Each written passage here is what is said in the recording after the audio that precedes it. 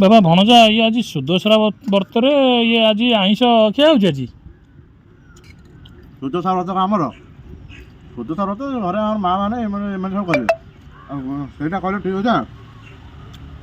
ଚିକେନଟା ଥିଲା ବାସି ଚିକେନ, କାଲି ରାତି ଚିକେନଟା ଥିଲା। ଆଉ ଆଜି ଗୁରୁ ସୁଦଶା ବ୍ରତରେ ମୁଁ ରୋଷେଇ କରିଦେଲି, ସେଥିପାଇଁ ବାସି ଚିକେନଟା ଥିଲା ରାତିର, ପୁରା କଲର ବାଡ଼, ପୁରା ଗାଉଁଲି ଦେଶୀ କଲର ବାଡ଼ ହେଇ ହେଲା। ମୁଁ କହିଲି ଗୋଟେ ମାଡ଼ କରିଦେବା, ସେମିତି ଆଉ ଖାଇବା ଯେହେତୁ ବହକିଛି ଆଉ ଫୋପଡ଼ା ହବ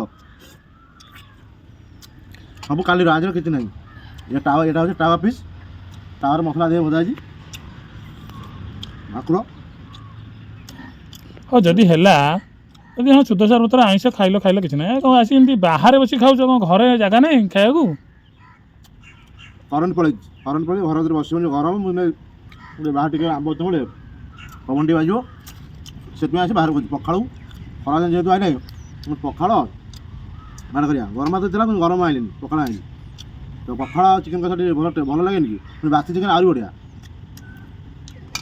ପଖାଳକୁ ଚିକେନ କଷା, ପିସ୍ଟା ଆଉ ଇଏ କ'ଣ ମାଛ ପିସ୍? ସେଟା ହେଉଛି ଭାକୁର। ଭାକୁର କ'ଣ ଫ୍ରାଏ? ଫ୍ରାଏ ନୁହଁ, ଯେଉଁ ତାୱା ପିସ୍ ହେଉଛି ମସଲା ଦିଆହେଇକି ତାୱାରେ ଭଜା ହେଇଛି। ଇଏ କ'ଣ କାକୁଡ଼ି ସାଲାଡ଼? ଏଟା ଆମର ଚାଲୁ କାକୁଡ଼ି ନୁହଁ, ଏଟା ଦେଶୀ କାକୁଡ଼ି, ବାରି କାକୁଡ଼ି।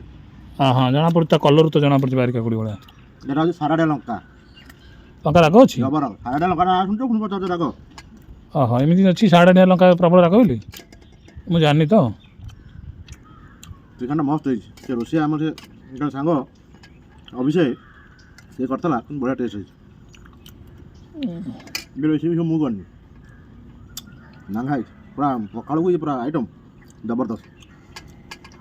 ହଉ ଖାଅ ତାହେଲେ ଆଜି, ଆଉ ଗୁରୁବାର ଖାଅ।